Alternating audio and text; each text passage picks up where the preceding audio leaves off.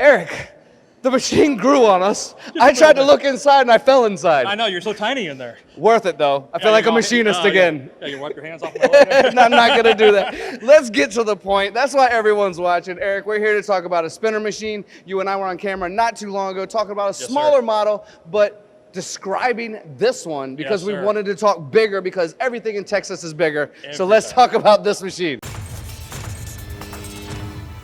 Yeah, absolutely. I love this machine.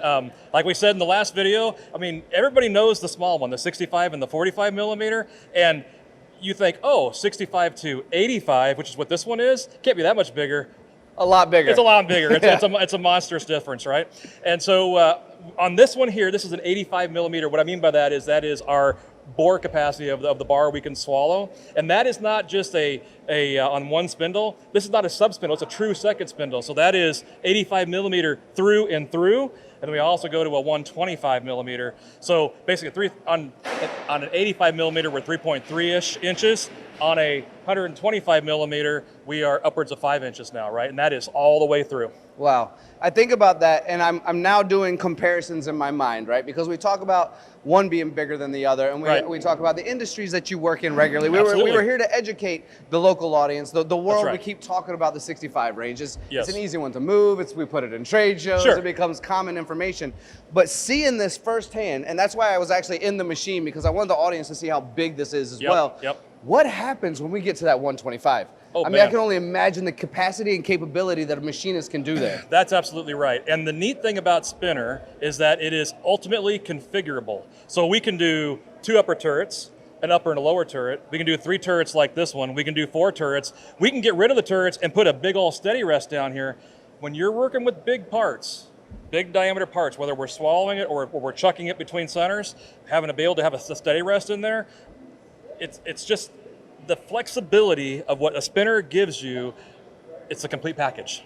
Yeah, and to add on to that, I listen a lot. It's my job to listen. Everyone thinks I talk a lot, but my job is actually to listen, right? Yeah. And I was talking to some of your customers, some excited about potential purchases and some that existingly have confirmed the excitement of the potential customers. Yes, sir. And it repeated over and over again where the footprint of the machine, although we look at this and it looks like a good size, it looks like a good size, but all things considered, there's more workspace inside the machine to get parts done. When we think maybe 4 turrets, when we think of steady rest, we have to have the space for it. We absolutely do. And we have that just in the inherent design of the machine. And also in little things like, okay, this is Y-axis in the upper turrets, right? It's a true Y-axis. We actually get more range in our Y-axis than our competitors do, right? So yes, from a volumetric size, yeah, it's bigger. We got more, just the way it's designed here, but also in the kinematics and the way that the slides work. Yeah, and something else I want to bring up that I've heard, and I think it's overlooked, and you can confirm this for me if you'd like to, or you can be like, Tony, you're an idiot. You're welcome to do that as well. He does that off camera. Don't tell anyone. But we're just having fun, of course. But is the chip conveyor. The chip conveyor is wide. It's going to be able to remove everything. And if you look on the far side, it actually has an increased height to make sure that you're getting all those chips out. I've walked into shops where they're more frustrated about the chip bins than they are the machine itself. Okay, but here's the cool thing, right? All right. First off, that chip conveyor should be out of a horizontal machining center. It's huge, right? Yeah. I mean, you crawled right in it. We could have chip conveyed you right on out of here. That's right.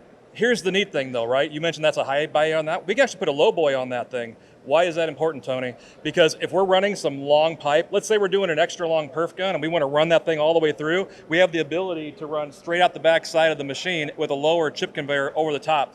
And that gives us that flexibility too. Clever. See, come on, that's the flexibility we're talking about with spinner. I think I could present you almost anything and you have a great answer to it because this is as you said, the flexibility, right? Well, can I add one more thing that we haven't talked about? Absolutely. The live tooling on this machine.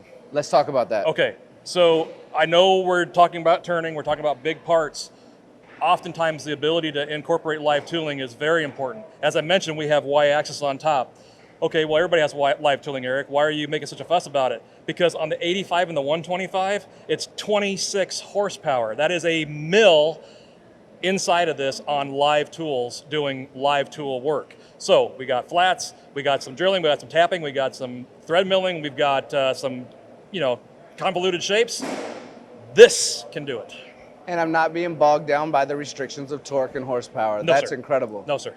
Well, very much like this conversation, I would be your standard live tooling, and you would be 26 horsepower yeah, as he flexes to finish this off. That's right. Eric, thank you so much Yes, for your thank time. you. My hand's a Appreciate little it. dirty No, from being anytime. inside the Thank you so much, and thank you all for watching. If you have more questions, there's a reason why customers keep puffing out their chest to say, I can do what no one else can do, or I can do it faster or more creatively. It's the gift of spinner, and Eric keeps showing me these customers that are happy about their investment. So check them out. Don't just take it from Eric and I, but Eric is a great advocate for understanding how these things can actually work in your shop as well. We'll see you again soon.